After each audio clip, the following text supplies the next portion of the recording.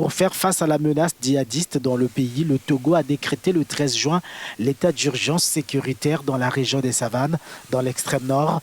La mesure intervient après l'attaque qui a coûté la vie à 8 soldats togolais et blessé 13 autres dans la nuit du 10 au 11 mai dans la ville de Dapagan qui enregistre l'afflux de personnes déplacées du Burkina Faso. La sécurité est renforcée. Vers mi-mai, on a remarqué l'arrivée des militaires juste après la frappe des djihadistes dans le nord qu'ils sont arrivés. Et depuis lors, on remarque la présence des militaires un peu partout dans la ville. On les remarque un peu partout. Et il y a des patrouilles toutes les nuits. Outre les patrouilles militaires, la population tente aussi d'éveiller au grain. L'appréhension étant grande dans cette période de menaces djihadistes. Des mesures de sûreté qui ne sont pas sans conséquences sur le quotidien des habitants. On a trop peur avec la situation. Nous voyons des clients, on a peur de les prendre puisque à ce moment-là, on ne sait pas qui est qui. On a trop peur.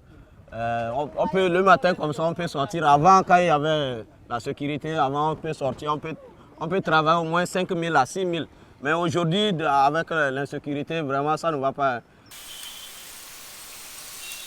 C'est justement contre cette insécurité que les pouvoirs publics disent vouloir lutter à travers cet état d'urgence. L'état d'urgence va permettre à l'administration, aux forces de défense et de sécurité, d'avoir un peu plus de souplesse dans leur activité, de faire des contrôles identitaires un peu plus fréquents, de faire des contrôles domiciliaires, d'interdire certaines activités.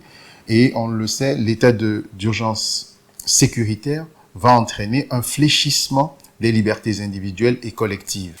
Prévue pour une durée de 3 mois conformément à la Constitution, la mesure peut être prorogée, prévient le gouvernement.